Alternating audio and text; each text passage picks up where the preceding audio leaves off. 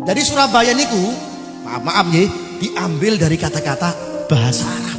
Diambil dari kata-kata bahasa Arab. Bahasa Arab. Artinya apa? Sirrul bahi, rahasia yang terselubung, rahasia yang terselimuti. Jadi wong-wong biyen niku jenengi Surabaya ndak sembarangan. Jadi peletakan nama Surabaya ini nggak sembarangan. Nggak asal naruh saja gitu. Nama Jakarta, nama Surabaya, nama Semarang nggak sembarangan.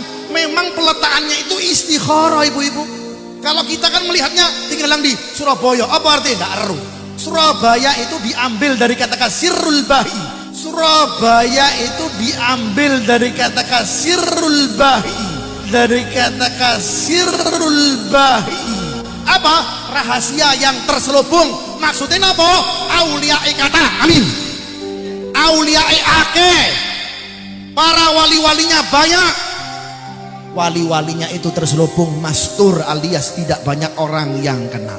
Makanya mereka memberikan nama, menjadikan namanya sirrul bahi. Wong biyen ndak iso mengatakan sirrul bahi, tapi mengatakannya dengan nama apa? Surabaya.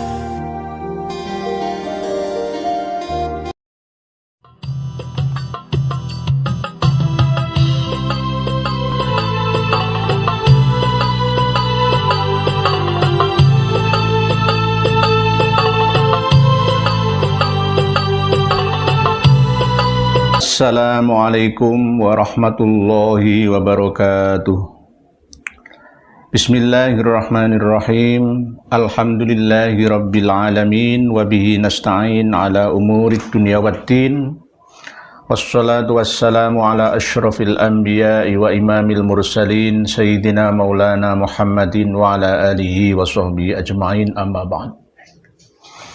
Saudara-saudariku semuanya yang sangat-sangat kami muliakan, kami banggakan, kami hormati, kami jadikan semua sebagai saudara.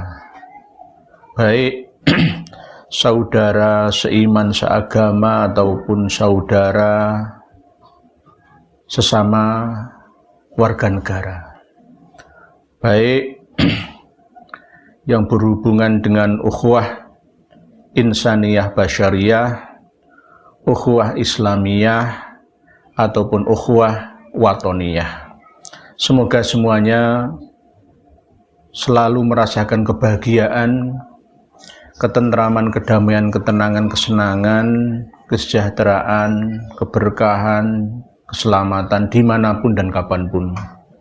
Untuk panjenengan semua beserta seluruh anggota keluarga panjenengan.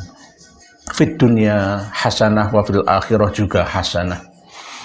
Pada kesempatan malam hari yang penuh dengan berkah ini, saya akan menyampaikan dan menjelaskan video yang disampaikan oleh Habib Idrus Al-Aidrus yang mencoba untuk mengkaburkan sejarah nama asal-usul Surabaya dan mengkabarkan dengan kabar dusta palsu belaka. Surabaya katanya berasal dari bahasa Arab, yaitu sirrul bahi. Menurut saya ini jauh. Ngarang ya ngarang, tapi ya mbok ya belajar dulu lah ngarang itu. Kalau ngarang itu saya kasih bocoran. Surga berasal dari bahasa Arab sururuka. Nah itu pas, ada kemiripan ya. Surga berasal dari bahasa Arab sururuka alias kesenanganmu ya. Kamu merasa senang atau kebahagiaanmu, sururun, sururuka, akhirnya jadi surga. Terus neraka berasal dari bahasa Arab naruka. Lah itu agak-agak mirip ya. Tak kasih bocoran ya, Bib Idrus Al-Aidrus.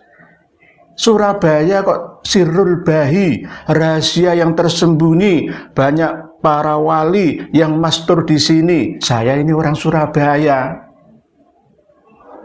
Mosok lagu Surabaya, oh Surabaya, oh Surabaya, sirrul bahi, sirrul bahi, sirrul bahi. Ngaco. Semua mau diyamanisasikan, itu bagaimana? Ditertawakan anak kecil. Ngarang ya ngarang, tapi ya sing agak-agak intelek gitu loh ya. Ya. Sebelum para wali songo datang ke Nusantara ini, Surabaya itu sudah ada. Di dalam kitab Negara Kertagama itu dicantumkan bahwa Ujung Galuh itu pantainya atau teluknya atau tanjungnya, pelabuhannya Ujung Galuh ya. Nah, nama kotanya ya itu Suro lan Boyo, berasal dari legenda cerita. Ada ikan dari daratan air tawar,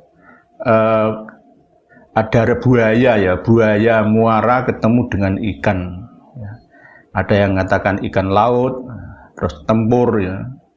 Akhirnya menjadi corak Surabaya beserta penduduknya menjadi orang-orang yang Suro itu berani, Boyo itu bahaya, selalu berani menghadapi bahaya. Lihatlah waktu Kiai Haji Hasyim Asy'ari mengumandangkan fatwa jihad ya, Surabaya berani melawan Ya'juj Ma'juj sampai menewaskan Jenderal Malabi dari Inggris. Padahal senjatanya cuma sederhana, bambu runcing bersama dengan senjata rampasan dari Jepang. Allahu Akbar. Bung Tomo ya. Surabaya, Bung Tomo, itulah gambaran daripada orang atau arek yang selalu berani menghadapi bahaya. Surabaya, Suro berani, Boyo bahaya, berani menghadapi bahaya, berani menghadapi resiko. Dilambangkan dengan maskot ya, gambar patung ikan dan buaya, ikan hiu dan buaya. Tiba-tiba Habib Margaba Alawi datang. Semuanya mau dikangkangi, diakui. Sejarah mau dirubah, dikaburkan, dikabarkan, dan dikuburkan. Lalu dikabarkan dengan nama yang palsu. Tidak hanya Surabaya, banyak sekali nama-nama rekaan mereka itu. Sirrul Bahi, jauh itulah, jauh-jauh. Dari ilmu ditinjau dari ilmu sastra itu nggak masuk. Surabaya kok Sirrul Bahi itu di mana? Cocoknya itu di mana? Sastranya itu di mana?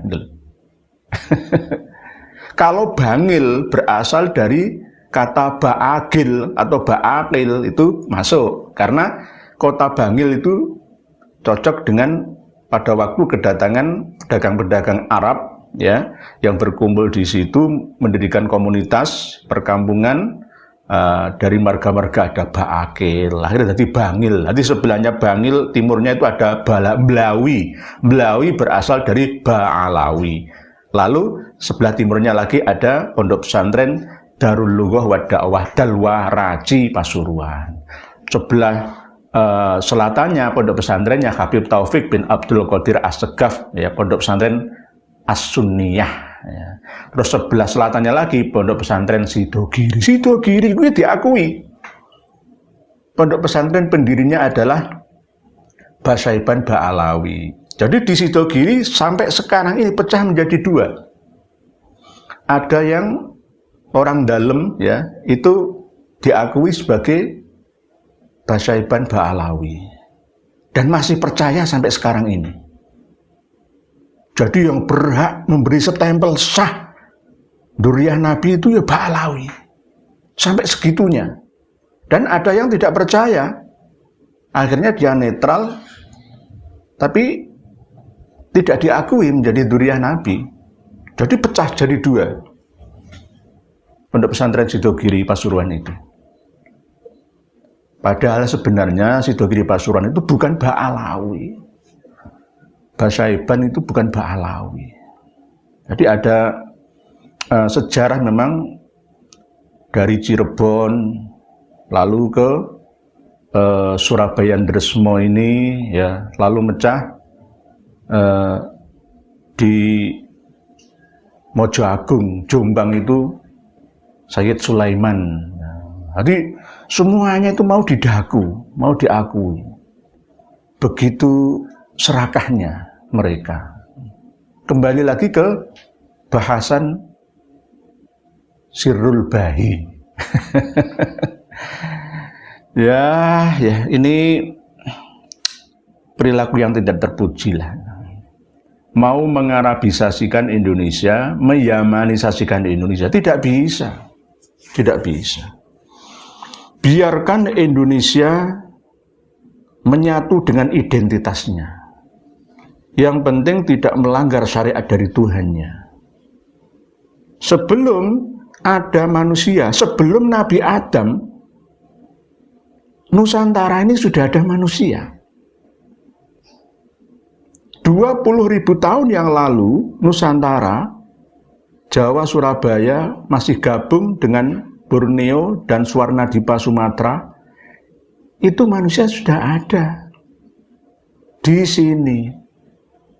Nabi Adam sesuai dengan kitab Samawi ya, dengan agama-agama Abrahamik yang menerangkan tentang sejarahnya, itu belum ada 7.800 tahunan sampai sekarang belum ada. Belum ada. Rasulullah Shallallahu Alaihi Wasallam itu ada yang mengatakan sesuai dengan ahli sejarah, jika dirunut sampai ke Nabi Adam itu generasi yang ke-85. Rasulullah sampai sekarang jika dirunut itu sesuai dengan standar perhitungan generasi para habib itu antara 38 sampai 40. Padahal jika disesuaikan dengan standar hitungan yang pasti itu seharusnya lebih, antara 70-an sebenarnya. Jadi bisa dihitung lah rata-rata umur manusia sejak zaman Nabi Adam sampai kita sekarang ini. Sebelum Nabi Adam lahir, Nusantara ini sudah ada manusia. Mohon maaf, sudah pernah saya bahas pada sesi yang lain di channel ini. Jadi kembali kepada masalah sebelum kedatangan para imigran dari Yaman, bahkan sebelum kedatangan Wali Songo, Nusantara ini sudah berjalan berperadaban, membangun peradaban, membangun surga di tempat ini, di sini. Jangan dikatakan bahwa orang-orang Nusantara ini adalah jahiliyah penyembah pohon. Jangan seperti itu. Bahkan jika dirunut, orang-orang Arab itu ada silsilah keturunan dari orang Jawa. Rasulullah Shallallahu Alaihi Wasallam sampai uzlah beberapa puluh hari ya di Gua Hira. Itu tradisi siapa? Dari mana? Kalau orang Arab itu nggak punya tradisi seperti itu. Itu tradisi orang-orang Nusantara yang sudah mencapai level spiritual tertinggi. Sudah mampu menembus dimensi ke-9 Samawi. Jadi jangan katakan Nusantara ini bangsa yang bodoh jahiliyah. Buktinya adalah Borobudur. Borobudur itu pun dicaplok oleh penjajah, dirubah, dikabarkan dengan berita palsu, katanya dibangun antara tahun 750 sampai 850 Masehi. Sebelum ada peradaban di daerah India dan China, Borobudur itu sudah ada. Cuma beberapa kali dipugar, dikelola oleh berbagai macam bangsa pendatang yang ada. dan penguasa saat itu. Bahkan sampai Nabi Sulaiman pun juga pernah mengelola Buana Cakapala di Muntilan, Magelang itu. Di dalam lontar-lontar kuno yang catatannya tersimpan rapi di Bali, 7.600 tahun sebelum Masehi itu sudah ada yang namanya tempat ritual para penduduk Nusantara. Agamanya apa? Agamanya adalah agama dharmik original. Agama berbuat baik. Baik terhadap Sang Pencipta ataupun alam semesta. Dan antara sesama umat manusia. Dharmik original. Yang mengilhami orang-orang Dravida dididik oleh orang-orang Arya atau Sakya. Dari Nusantara ini. Jadi penduduk India itu aslinya adalah Dravida. Orangnya agak hitam-hitam seperti orang Bangladesh itu. Lah, kok sekarang orang-orang India kok cantik-cantik putih-putih itu campuran antara ras Arya. Arya itu berasal dari Nusantara. Bahasa Sangskreta atau Sanskrit itu asli bawaan dari bahasa murni Nusantara. Ini memang rumit, nanti insya Allah akan kita bahas pada sesi khusus. Yang mengilhami lahirnya 3 agama besar di India, yaitu agama Hindu, Buddha, dan Jaina. Lalu berkembang lagi Sikh di sana. Itu berasal dari Nusantara. Bukan menyembah matahari, bukan menyembah pohon, bukan menyembah lautan, tetapi dengan bentuk pengabdian, ibadah kalau bahasa Arabnya. Di pengabdian. Pengabdian itu berterima kasih, bersyukur, matur suwun. Yang sampai sekarang ini masih dikembangkan menjadi nama sedekah bumi. Ada sedekah laut, ya, ada sedekah gunung, ya. Cuma memang perlu ditata, diislamikan supaya tidak memuja, ya, makhluk dimensi 4 jin, ya, dan memubazirkan barang. Seharusnya sedekah-sedekah itu dirubahlah, dimakan bersama. Seperti Mbah Sunan Kalijogo yang mencoba untuk mengubah tradisi yang tidak islami menjadi islami, tapi dengan cara yang bijaksana. Itulah perjuangan Wali Songo. Jadi merubah sesuatu yang kurang baik menjadi lebih baik. Bukan menghapuskan keseluruhan. Sama seperti seandainya saya ditanya, Pak Ustadz, bagaimana hukumnya musik dangdutan, pop, keroncong, campur sari, jazz, itu bagaimana hukumnya? Kalau menurut saya, boleh-boleh saja. Atau paling enggak itu mentok-mentoknya makruh. Ya. Karena setiap benda yang diciptakan oleh Allah, jika dipukul menjadi bunyi-bunyian, dikumpulkan menjadi rumus yang berirama, itu adalah bagian daripada membuat dan menciptakan suasana surgawi di planet bumi ini. Allah menyediakan bahannya, memfasilitasi sumber daya alamnya. Lalu manusia yang mengumpulkan dan merumuskannya. Jadi kalau menurut saya, asalkan misalkan ada pentas dangdut misalkan, namanya hiburan. Yang penting 1, tidak tawuran. 2, tidak minum minuman keras. Tidak ikhtilat berlebihan. Namanya orang hiburan. Jadi ya boleh-boleh saja. Karena memang jika kita tilik pada tulisan yang ada di dasar Candi Buana Cakapala itu sudah menerangkan tentang swarga. Bahasa Kawi kuno itu, swarga. Swarga itu apa? Kebahagiaan, ketenangan, kedamaian, ketenangan, ketentraman, kesenangan. Jika manusia menciptakan kesenangan, ketenangan dalam lingkup komunitas mereka masing-masing, maka ya boleh-boleh saja. Kita tidak perlu fanatik berlebihan. Jika misalkan, wah, kita kembali kepada fikih klasik, bahwa musik itu haram. Kayaknya ada dasar hadisnya, musik itu haram. peradaban manusia ini tidak bisa berkembang. Imam Al-Ghazali memperbolehkan jawazun, mubahun, boleh. Kalau masalah minum-minuman keras, ikhtilat ya atau di situ ada pertengkaran, itu kan hukum lain, ya, jangan dicampurkan. Oleh sebab itu, jika dunia tanpa musik maka akan menjadi sepi, tidak ada hiburan. Musik itu juga mengandung nilai dakwah, ya. Ada falsafahnya juga, ya hiburan juga. Jadi inilah hiburan orang Nusantara. Misalkan ada tayub, misalkan ada ketoprak, misalkan ada wayangan, misalkan, ya silahkan. Yang penting di situ dikelola menjadi lebih bermanfaat. Itulah cara kerja dakwah Wali Songo dulu. Jadi tidak frontal langsung haram, tidak. Jika para pendatang Ba'alawi yang datang belakangan abad 18-19 mengharamkan, itu sama dengan merampas surga penduduk Nusantara, dibuat surga alam mereka sendiri. Mereka juga punya hiburan. Hiburan mereka, joget-jogetan itu sama seperti budaya orang Yahudi, sama. Zafin itu, ya, itu hampir sama seperti tari-tariannya orang Yahudi. Jenengan lihat di YouTube, Habib Lutfi juga menari, Habib Taufik Ketua Robito juga menari, ya, keluarga Syihab itu juga menari-nari. Bahkan Habib Bahar waktu di penjara sama Habib Hanif itu juga menari-menari.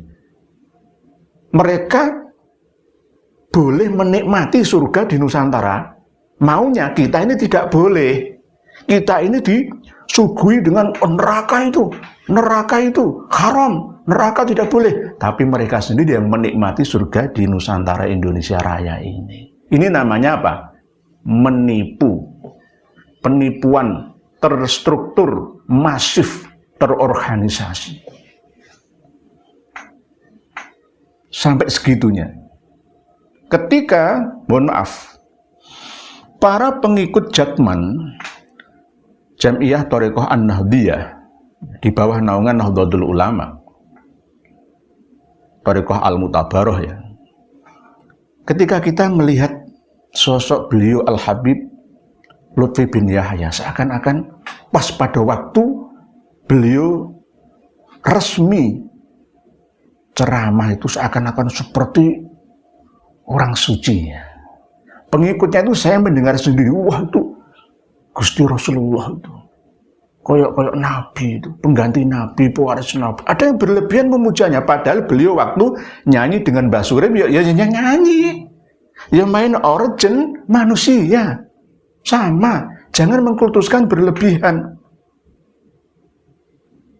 Inilah yang oleh Rasulullah sampaikan 14 abad yang lalu, la tutruni kama atrodin nasara Isa bin Maryam. Walakin ana abdun fakulu abduhu wa rasuluh. Kita ini sama, makan nasi. Nggak makan nasi 3 hari, nggak bisa hidup kita. Dia butuh hiburan, ya kan? Rasulullah Shallallahu Alaihi Wasallam saja mempunyai sifat yang namanya jais Rasul, Nabi dan Rasul apa? A'radul basyariyah. Ya sakit, ya sedih, ya senang, ya makan, ya minum, ya tidur. Itu Nabi dan Rasul. Rasulullah Shallallahu Alaihi Wasallam juga begitu.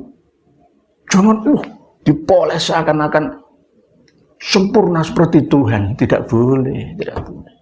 Sesakti apapun manusia itu pasti butuh makanan, butuh tidur, butuh minuman, butuh hiburan sebagai sarana dan prasarana kehidupan.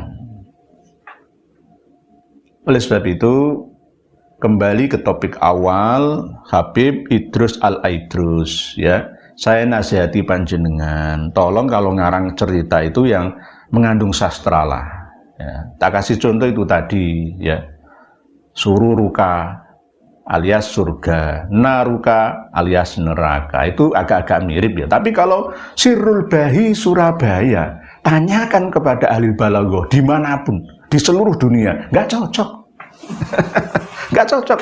Tanyakan ahli sastra bahasa, nggak hanya bahasa Arab, bahasa Indonesia, bahasa Inggris, sastra Mandarin, sastra Perancis sekalipun nggak cocok.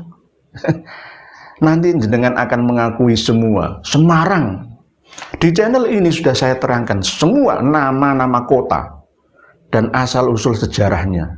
Dari Jawa Tengah, Jawa Timur, Madura, sebagian Jawa Barat, Cici, dan nanti insya Allah seluruh dunia. Insya Allah, ya insya Allah seperti itu. Jadi mohon para habib, ya jangan serakah semua mau diakui. Semuanya mau diakui. Kurang apa sih hidup di Indonesia, di Nusantara kita ini? Syukurilah, syukurilah, bersyukurlah. Karena semuanya sudah berada di surga, di tempat yang gemah, ripah, loh, jinawi, murah sandang, murah papan pangan, baldatun thayyibatun warabun ghafur. Ya Indonesia ini. Kita ini berada di surga, berada di jannah yang sesungguhnya. Coba kita lihat, kita arahkan pandangan kita ke Ka'bah. Timur, tenggara, selatan, timur, tenggara, selatan, barat, daya, barat, barat laut. Di Ka'bah segi 4, bujur sangkar, itu ada pojokan, 4 pojokan. Bahasa Arabnya rukun. Rukun Yamani mengarah ke negara Yaman, rukun Syami mengarah ke negara Syam, Lebanon, Palestina, Suriah, Yordania, rukun Syami mengarah ke agak barat sedikit menceng. Terus rukun Iraki, Irak mengarah ke negara Irak, ke arah utara, ya, pojokan utara, yang mengarah ke tenggara itu mengarah ke Indonesia, ke Nusantara. Apa rukunnya? Rukun Hajar Aswad. Letaknya Hajar Aswad permulaan mutawif atau taifin, orang-orang yang tawaf di sana. Itu mengarah ke Indonesia, mengarah ke puncak Candi Borobudur Muntilan Magelang, yang jaraknya sekitar 20.000 km. Lurus. Monumen Nusantara kuno itu Buana Cakapala itu. Maaf, saya tidak menyembah Borobudur, tapi itu adalah bukti peradaban manusia Nusantara.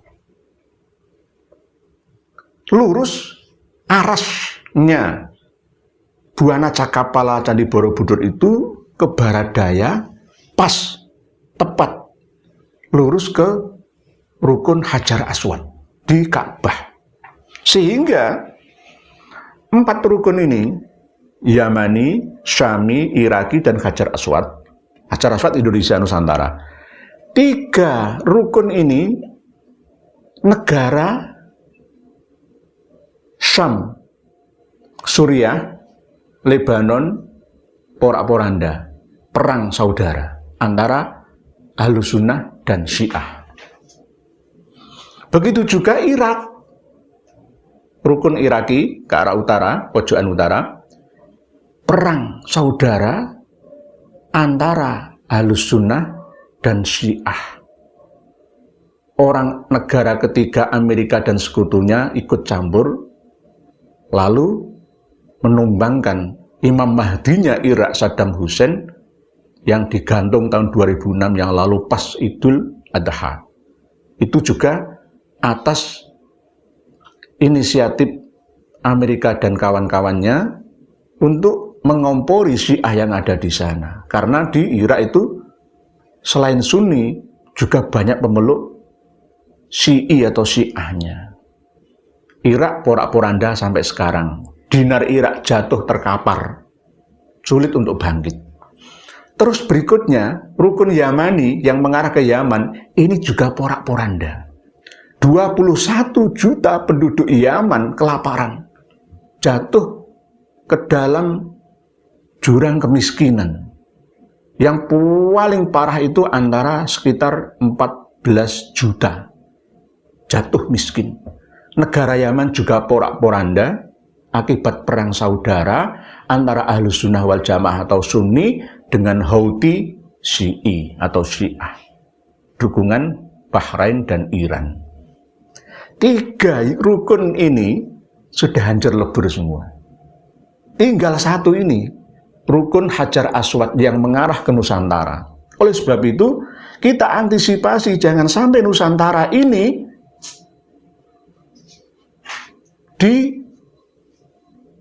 dimasukkan faham-faham takfiri, faham-faham adu domba, darah panas dari sana. Dari 3 negara rukun Yamani, Syami, dan Iraki ini. Rukun Hajar Aswad ini, ayo kita pertahankan. Aminatan mutmainnatan. Tetap aman dan tenang. Indonesia harus damai. Caranya bagaimana? Ya, meminimalisir gerak orang-orang yang mencoba untuk mengeruhkan suasana di Nusantara ini. Dengan cara ya doktrin-doktrin itu tadi. Mengobok-obok sejarah Nusantara. Mengadu domba antara kiai dengan ustadz. Ya. Mengadu domba antara sesama anak bangsa. Ceramah dengan ceramah yang mengobarkan perang. Seakan-akan kondisi gawat. Keliwat-keliwat. Padahal wong kondisi aman kok ceramah meledak-ledak, terus menipu umat, membodohi masyarakat, mendoktrin santri menjadi tersesat, menerapkan faham takfiri yang tidak cinta dengan Habib, kafir, neraka, tidak dapat syafaat Nabi. Lama-kelamaan Ba'alawi ini bisa sama seperti Al-Zaitun. Bisa sama seperti LDII, mohon maaf. Padahal MUI sudah pernah menjelaskan secara terperinci di antara ciri-ciri faham menyimpang itu adalah faham takfiri. Mengkafirkan orang lain di luar golongannya, di luar jamaahnya, di luar komunitasnya, di luar organisasinya. Al-Zaitun sengaja kami tidak membahasnya karena nunggulah perkembangannya dulu. Dulunya Syekh Panji Gumilang alias Bapak Abdus Somad, kelahiran Gresik sini dulu. Lulusan Gontor juga. Tidak seperti itu dulunya. Ini di umur yang ke-74 tahun kok malah tambah nyeleneh-nyeleneh malah. Beliau lahir tahun 1946 lahirnya beliau itu. Sudah tua lah, sudah cukup usia, sudah matang seharusnya. Harusnya beliau AS atau Abdus Somad Panji Gumilang itu di usia sepuhnya itu menjadi jiwa-jiwa yang menenangkan, gitu. Jiwa-jiwa yang mutmainnah lah ya, tenang dari segi spiritual ya, tenang dari segi material, finansial, tenang dari sisi emosional dan sosial. Seharusnya seperti itu, tapi ternyata malah justru meledak-ledak. Di Al-Zaitun itu juga menanamkan ya faham yang kurang baik, kurang benar lah. Ya. Karena di situ ada faham syahadatnya itu agak beda. La ilaha illallah Muhammadur Rasulullah kalau kita, asyhadu an la ilaha illallah wa asyhadu anna Muhammadur Rasulullah. Kalau di sana itu saya bersaksi tiada negara kecuali negara Islam. Ya. Dan juga saya bersaksi bahwa barang siapa yang tidak mengikuti negara Islam, maka dia adalah kafir. Dan barang siapa yang kafir berhak untuk diperangi. Nah, ini perlu disadarkan. Lulusan dari Al-Zaitun juga bisa dilihat loh hasilnya. Hasilnya apa? Mereka fanatisme buta, fanatik. Kalau NU fanatisme butanya ke Habib, tapi kalau mereka fanatisme butanya ke Islam, tapi bukan Islam ya rahmatan, Islam ya radikal. Begitu juga LDI, nanti kita akan bahas pada sesi yang khusus. Dan Robitoh Alawiyah atau Ba'alawi. Mohon maaf, ayo bareng-bareng kita ciptakan surga di negeri kita ini. Kita berdampingan rukun bersama. Damailah negeriku. Mari kita ciptakan surga di rumah kita, di RT RW, kelurahan, kecamatan, kabupaten, provinsi, dan negara kita. Mulai dari Sabang sampai Merauke, mulai dari Miangas sampai Pulau Rote, kita jadikan sebagai surga kita. Dengan cara mengangkat orang-orang yang belum masuk surga ke dalam surga, alias semuanya harus berbahagia. Semua umat manusia Indonesia harus berbahagia. Jangan ada yang merana dan sengsara. Ini kan tujuan kita. Mubalek, dai, kiai, ulama harus begitu. Mencerdaskan kehidupan bangsa,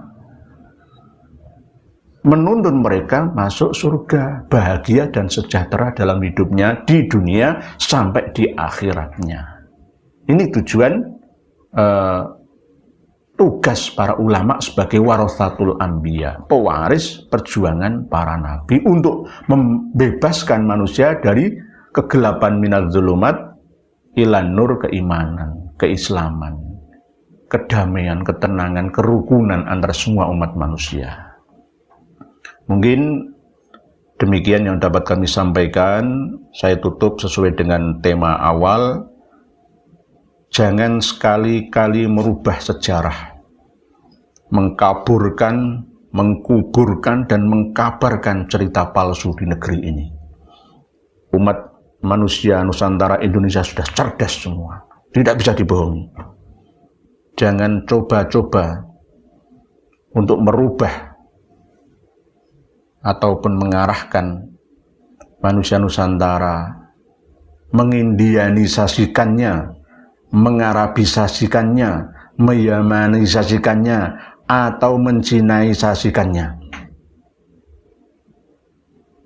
Wajib bagi penduduk Nusantara untuk mempertahankan jati dirinya. Jati diri bangsa yang bermartabat, bangsa yang besar, bangsa yang mempunyai peradaban tinggi di antara bangsa-bangsa lain di dunia. Demikian, mohon maaf atas segala kelancangan yang saya sampaikan jika kurang berkenan, dan bila ada yang baik, mari kita ambil bersama, kita jalani bersama, menjadi ilmu yang bermanfaat di dunia sampai di akhiratnya kita semua. Akhirul kalam, wallahu a'lam, wassalamualaikum warahmatullahi wabarakatuh.